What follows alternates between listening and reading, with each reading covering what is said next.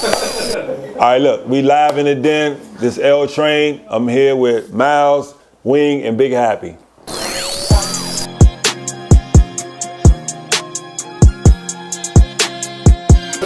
That's super amazing. That's amazing. What broad got that low self-esteem?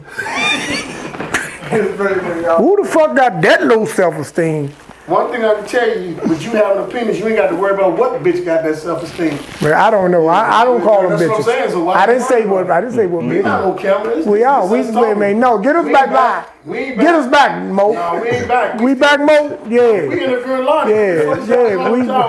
We just let Lonnie know we didn't jump ship that. Lonnie is amazed. We back, but L Train is amazed because he just found out that my co-host said he fucked over almost 4,000 broads. 4,000. So right. let's say that's and Lonnie said, wow. Goodness Yeah, gracious. he don't sell drugs.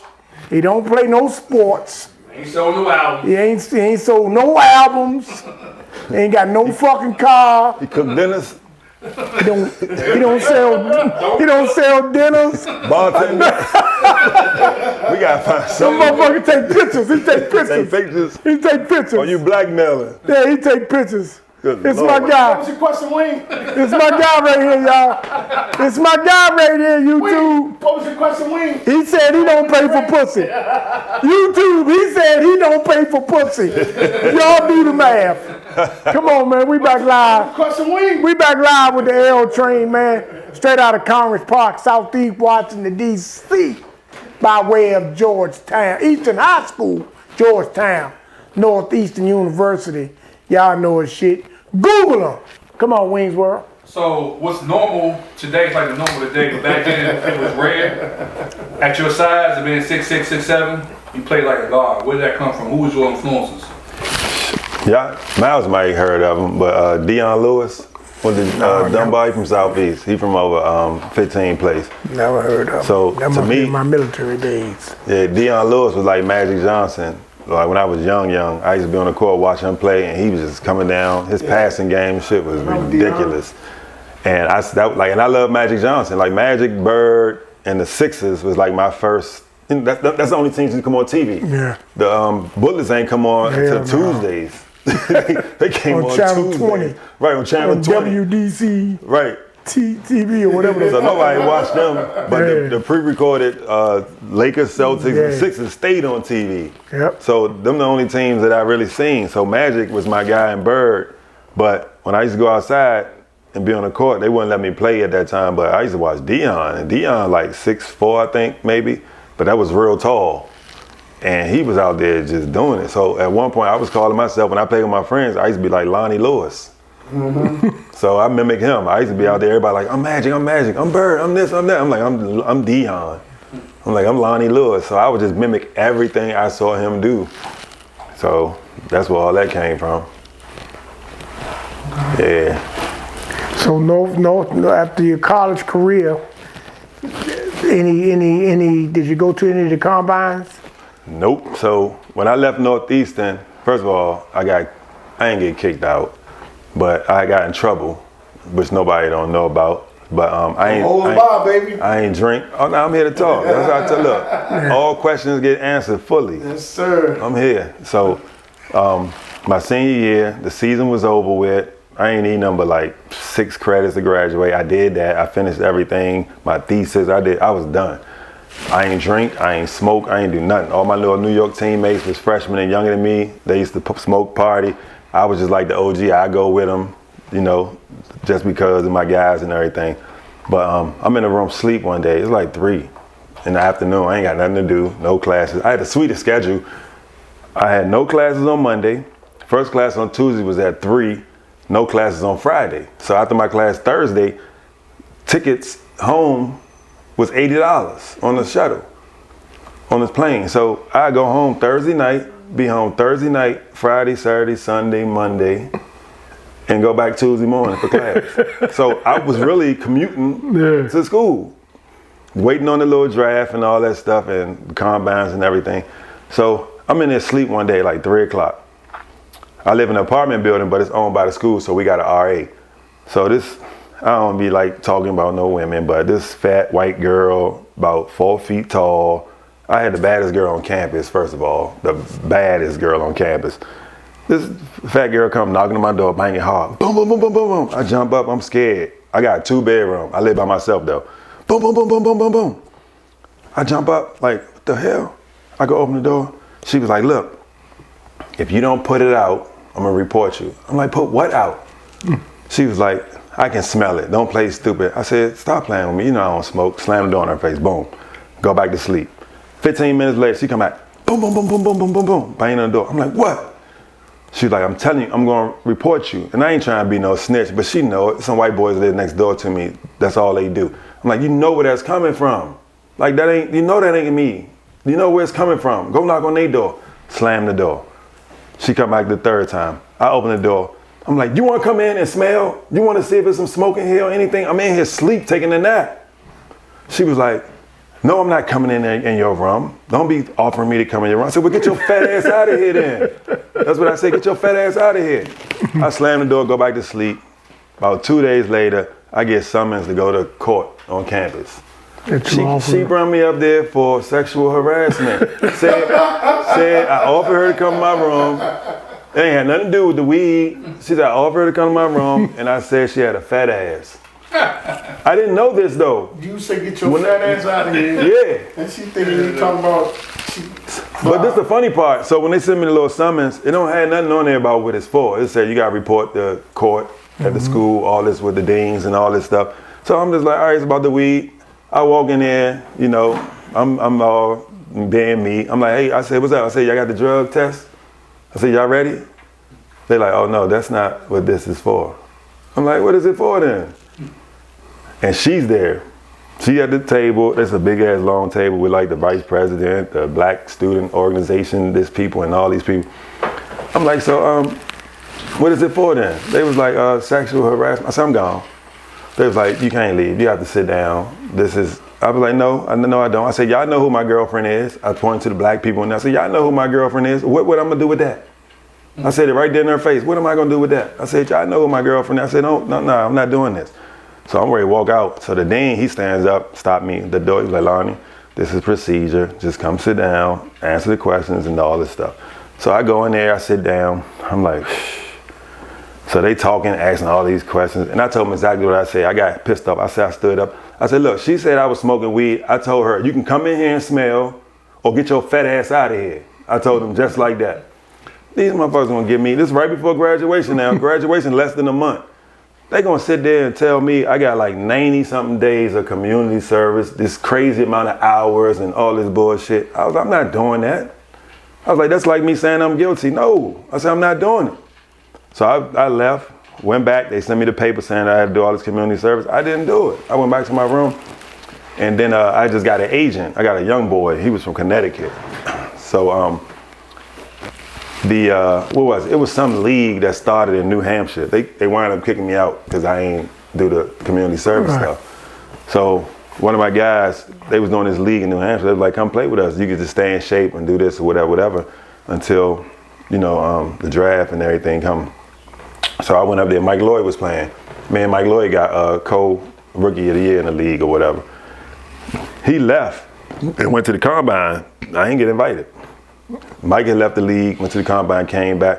He was like, son, he went to Chicago. He was like, son, you would have killed that shit. He was like, that shit wasn't nothing. And I never got invited. So then I talked to my agent and about workouts before the draft and all that. I ain't getting no workouts. I ain't getting none of that. So I was just at home waiting to see if luckily or anything I got called, and I ain't never get called. So I went to Philly. They had a league called the Bakers League. Bakers. Yep, so the first game I played in, I ain't get no burn, and the team I was on lost. We was down by like 20 something. So the old dude who run it was like, yeah, man, put the new kid in, man. You're down 20, you're not gonna win. Put him in and see what he could do. So he put me in a game, and I hit like 7 threes in a row. And that one was all over. He was like, hey man, you coming back next week? You coming back next week? You got anybody else play like you? You got anybody you can bring up here? I was like, yeah, I got somebody I can bring up here. I called Moochie. Mm-hmm. So Moochie came up there with me. And then we played against Eddie Jones, Aaron McKee, Phil, what's Phil's name? Died in a car accident, played with Charlotte. Phil. He had defense. He was Yeah, good. I know who you're talking about. Him, Rick Mahorn. Like, they had all NBA players. Yeah, they had Pooh Allen. They had all NBA players on the team. I brought Moochie up there. So we playing them. I had 40 at halftime. Moochie was throwing me that joint every time, every pass, everything. He was looking for me. I couldn't miss. It was just, I was killing them. Miami Heat was in the stands. Orlando was in the stands. I already had a relationship with Orlando from Dennis Scott, Shaq, and all them. When I run them to the Herbo that time, I already had a relationship with them. And whenever they played the Celtics, if we had a game, they used to come up to our games. So I was cool with them. So it was between Miami and Orlando. But the first shot of the second half is when I ruptured my Achilles. Them niggas ran me into the bench. It was intentional too. They threw it to me in the corner for 3. I went to shoot, and it was Eddie and somebody else just ran me over, boom, and knocked me back. I shot it, and I wound up making it. But the shit came from my ankle all the way up like through my hip. Like that whole pain, all that shit was hurt. I didn't know what it was. And I had to ride all the way home in the car in the back seat with my leg up back to DC like that, because I didn't know what it was. And from that, Miami and Orlando offered me to come to camp. So I wound up getting a new agent and went to Chicago, and he had me rehabbing and working out with Tim Grover. That's Jordan, Jordan trainer, and Juwan Howard. Juwan was there too. So I had a tear. It ain't completely tear. Roughed it off. I was like, this is my opportunity. This is my chance. I'm not whatever. So Tim Grover, he called Nike, and this is before Air Bubbles was out. He got me a cross trainer shoe. She had 2 straps on it. It had a bubble all the way around. It wasn't just like one right here. That joint had the bubble all the way around. I had numbing cream, tape, and ankle brace the whole time I went through camp at Miami first. I went to Miami first. Pat Riley, I love him to death. He gave me money for coming. he looked out big time. But then I went to Orlando to vet camp, and I did good, but I never jumped. Never jumped. I wouldn't dunk. I ain't do nothing. I was just hooping, and I was making it through until one day, like after they made the cuts, I was still there. The season was starting, and then I wouldn't let the trainer take me. I was doing everything myself because I ain't wanting to, you know. One day I slipped up. I'm in a training room with them, everybody talking and rapping and da-da-da-da. So I get up on the training table, still running my mouth, talking.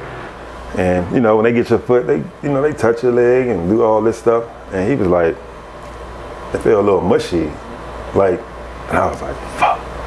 And I ain't had my numbing cream, I ain't had nothing. He was like, I need to get a MRI and see what this is. He was like, because this is about to tear. And after I got that MRI, they called me. They was like, look, this is what we're going to do. We're going to hold you. We're going to keep you. We're going to release you, but we're going to keep you to January. So that way, you know, you can make some money or whatever. And then he was like, we're going to have to release you. We got to bring somebody in. Right. And so I stayed the whole year, though. I stayed at Dennis Scott. That was 3D. That was 3D. Yeah, when he was with 3D. Yeah, because he was like, man, save your money. He was like, you live with me. And my mother was there. My mother, man, she was in a hotel. Her and her husband, they had a suite. They ain't have to pay for nothing. Everything was taken care of, the whole 9. Mom's different though. Mom's like, hold on, man. First, earlier you said mom's in it. Some nigga. No, on the date. Hold. The same dude. Mom, bro, what the hell you doing, That Mom? was 89. No, that was 90. That was 90, 91 versus she got married in 95. We pays attention on here, yo. We listens on here. Smooth operator. First of all, the unknown dude, man. So this wasn't the unknown dude. Nah, she got married. Okay. She got married after that. She got married. Oh, okay. So, new guy. Yeah, hey, new guy. Husband. Still with him. Husband. Still with him now. Don't do out of there. Yeah. Still with him now. Still with him now. No, so matter of fact, I'm wrong. She got married in 93. Oh, man. Okay. Yeah, 2 years after the other guy. The unknown dude, yeah. Because she drove me to Boston and dropped me off, her and my godmother, and then drove from there all the way back down to North Carolina. That's where he lived at. And then one day I'm asleep while I'm in Northeast, and she called me. She was like 6 o'clock in the morning, like I got married. I was like, what? I was like, congratulations, because she ain't by herself no more, you know. Yeah. But shit, that whole thing with the Achilles, man, I was just blown though, man. That hurt me hard though. But you know, they looked out for me though. I had a good time, and I felt like I was like, yeah, I'll be back though. But shit, it took 2 years to recover from that.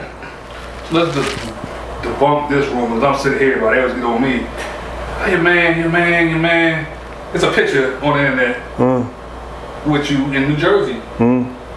People kept telling me he ain't never been to camp, all that. What? Can you elaborate on that? Man, this the crazy part about it. I got the call while I'm playing down the farms, first of all. We was blowing somebody out. I checked out the game, I'm on the bench, my phone rang. I grabbed my phone. Hello? The game's still going on. This is why we down the farm, down the gates, Goodman League, MR on the mic, all that. Grab my phone. It's the GM from the Nets. I'm like, hello? He was like, Lonnie. He's like, sounds there's noisy out there. What you doing? I said, yeah, I'm playing the game. He said, you answering your phone while you playing? I said, yeah, it's the summer league, man. I said, it's some urban stuff that you know, it's cool to do. It's cool to do that. He's like, I need to talk to you. I said, hold on. I told Vail, I said, I'll be back. I ran all the way up by the store. Because you can hear, because the mic and the music, you can hear it. So I ran all the way up by the store. He held on the phone. He said, can you come here tomorrow? I was like, I sure can. He was like, all right. He said, he heard some good stuff about you, blah, blah, blah. So what it was a politic move. Irv Gotti, I was playing at the Rucker. Irv Gotti, at that time, Murder Inc. was popping. So they became free agents. And one of the record labels that was trying to sign him, he's one of the owners of the Nets. So he was like, look, man, give my guy a shot. He was like, he gonna do that. I ain't asking for no favors. All he needed is a look. He was like, he gonna do the rest on his own. And the dude was like, all right, we're gonna, see. So they did a little research. They sent somebody down, Basketball City. That's a league, like a pro league that all the NBA players, just like how we used to do the joint here. So that was their joint. So I was playing in that, and I was playing against Ron Artest. So they was in the stands. I didn't know it. I was just out there having fun. So I played good against Ron or whatever. So the next day, I went up to Jersey. I was just up there having workouts, and they had a summer league team practicing. So I sat down. I was just watching them practice. And the whole time in my head, I'm like, I'm better than all of them. But they wouldn't bring me up there for that. They would just bring me up there to work me out to see what was going to happen. So Eddie George was one of the assistant coaches.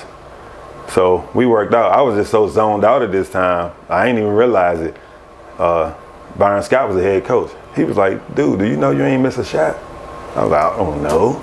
He was like, I ain't never seen no shit like this in my life. He said, we're gonna bring you back to see if this was real. So the next day I came back, worked out again, had a hell of a workout. So he was like, can you stay another day? I was like, yeah, I can stay. I said, I ain't got nothing to do, I'm trying to hoop. So the next day I came, he's like, be here at 7 p.m. They put me in a hotel and all that. They gave me per diem so I could have money, all that stuff. So when I come back, I got a practice uniform. They throw me in the fire with the summer league team. And it was like 2 days before they get ready to go to Boston. So boom, we go in there, we working out, I'm working out with the team, I'm doing me. I'm just doing me, it's still the same, no difference. I'm shooting deep shots, I ain't cutting, I'm transition, diamond, doing all that. Dave Vanderpool was there, he could vouch for it. And after that, they was like, we're gonna take you to Boston with us to see if this is real. And I said, look. Summer League? Summer League, yeah. I said, see if this is real. I said, cool. And I told Eddie George, I said, look, if I get 10 threes, I'm gonna make 7.